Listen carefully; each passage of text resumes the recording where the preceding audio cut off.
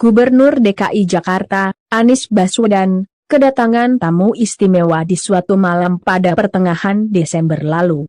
Adalah Habib Syakhon bin Mustafa Al-Bahar, atau kerap disapa Wan Se-han, yang tiba-tiba ingin menginap di rumah orang nomor 1 di DKI Jakarta tersebut. Dikutip dari media Islam, keinginan Wan Se-han bertemu Anies pun disambut sukacita oleh sang gubernur. Bahkan, inisiator gerakan Indonesia Mengajar ini, menyiapkan sendiri kasur dan perlengkapan tidur Wan Se-han, yang ingin menginap di kediaman Anies. Anies ingin memastikan Wan sehat bisa beristirahat dengan tenang. Saking takzimnya, Anies berkali-kali memastikan Wan Se-han bisa tidur nyenyak, di tengah suasana hujan deras yang masih mengguyur di seputar kediamannya. Bahkan, Anies menyelimuti langsung Wan Se-han agar tidak kedinginan. Anies tak beranjak dari sisi ranjang Wan Se-han yang sedang tidur hingga waktu subuh. Dalam penjagaan tersebut bahkan Anies sampai terkantuk-kantuk. Serangkaian kejadian itu mengingatkan kebiasaan Wan Se-han jika ada keinginan bertemu seseorang dan selalu kesampaian. Pada saat pertemuan, Wan Se-han biasanya memberikan nasihat secara tidak langsung, yakni melalui isyarat-isyarat dari keterangan beberapa orang yang sering sowan kepada Wan Se-han. Pertemuan Wan Se-han dengan Anies tersebut merupakan suatu isyarat tentang sosok mantan Menteri Pendidikan dan Kebudayaan ini, bahwa Anies memang seorang pemimpin yang mengayomi dan melindungi. Bahkan Anies rela mengorbankan kepentingan dirinya sendiri demi bisa memberikan kebaikan dan perlindungan kepada orang lain. Sementara itu, Abdul Azim Irsad, seorang dosen dan mengajar di Universitas Negeri Malang di laman Kompasiana menyebutkan, Wan Se-han adalah salah satu zuriat Rasulullah, yang menjadi paku bumi Indonesia. Semua mengenalnya, dan menghormatinya. Semua ingin bersalaman dengannya ketika berjumpa dengannya, karena diyakini membawa keberkahan tersendiri, katanya dikutip KBR News, Selasa, 8 Februari 2022, malam.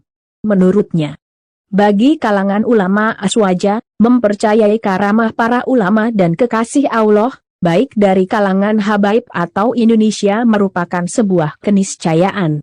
Terkait dengan keramatnya Wan Se-han, kata Abdul Azim, Habib Muhammad, juru kunci Habib Abu Bakar Gresik pernah menceritakan, ketika engkau kedatangan Wan Se-han, janganlah meminta doa, namun langsung meminta kepada Allah, karena secara otomatis Wan Se-han mengerti apa yang terlintas dalam hati, dan insya Allah hajatnya dikabulkan Allah, ucapnya.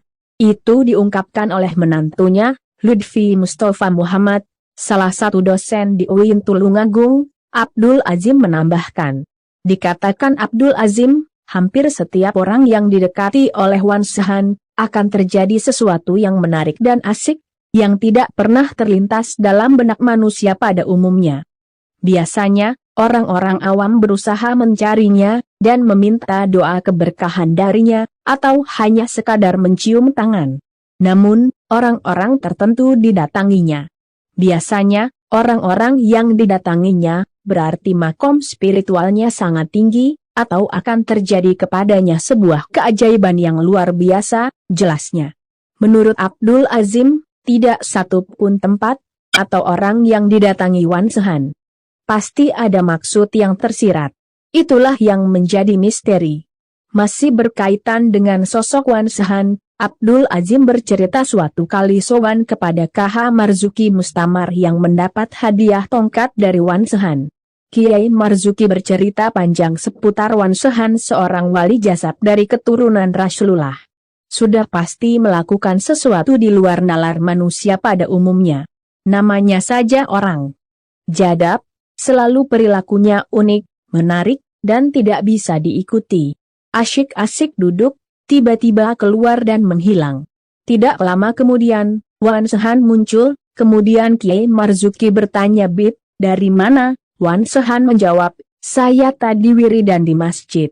Rupanya, Wan Se-han berzikir di masjid selama 30 menitan. Setelah duduk-duduk sebentar, tiba-tiba keluar dan hilang dalam kegelapan malam. Kiai Marzuki sangat bingung mencarinya. Tidak lama kemudian, tiba-tiba muncul lagi.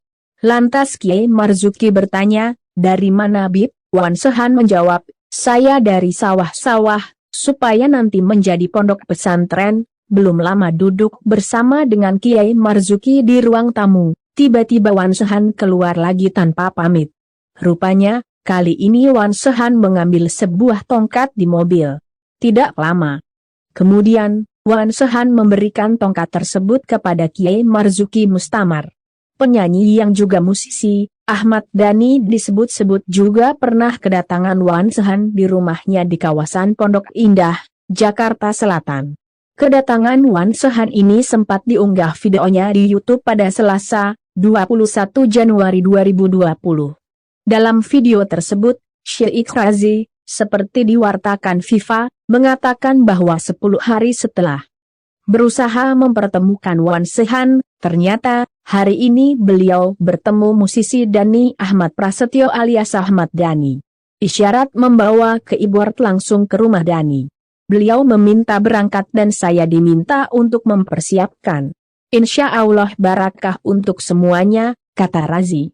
Wan Sehan pun tiba di kediaman Ahmad Dhani. Tapi, beliau tidak turun dari mobil yang ditumpanginya. Tampak, Wan Sehan duduk di kursi depan dengan kaos kerah motif garis-garis. Selanjutnya, Dhani menghampiri dan mencium tangannya. Setelah itu, Wan Sehan mengajak Dhani keliling naik mobil. Sepanjang perjalanan, Wan Sehan terlihat menaburkan jagung ke setiap sudut jalan yang dilalui. Wallahu alam bisawab. Hanya Allah dan beliau yang mengetahui maknanya, tulis keterangan dalam video itu. Cerita lain tentang Wan Sehan juga terjadi pada Sandiaga Salahuddin Uno yang pada saat itu tengah berkampanye untuk putaran kedua Pilgub DKI Jakarta. Saat berkampanye di Sunter, Jakarta Utara, Cawagup DKI Jakarta Sandiaga Salahuddin Uno didatangi Wan Sehan. Diberitakan Republika, Sandiaga terkejut tiba-tiba didatangi seorang ulama, Wan Sehan. Sandiaga terkejut karena ulama itu muncul dari kerumunan massa, kemudian langsung bersalaman. Sandiaga kemudian memeluk ulama tersebut. Saya kaget sekali tiba-tiba muncul kemudian memegang bahu saya seraya berkata jaring-jaring, tadi kami ketemu dengan Habib yang tidak pernah bertemu sebelumnya dan susah sekali bertemunya, kata Sandiaga. Dia mengungkapkan, perkataan Wan Sehan seakan memintanya untuk lebih memperhatikan masyarakat pesisir jika dirinya mendapatkan amanah menjadi wakil gubernur. Jadi saya melihat itu pesan mungkin kepada saya untuk memperhatikan, menitipkan para nelayan. Jadi ini sebagai amanah untuk memperhatikan nelayan dan masyarakat pesisir, ini pesan sangat jelas,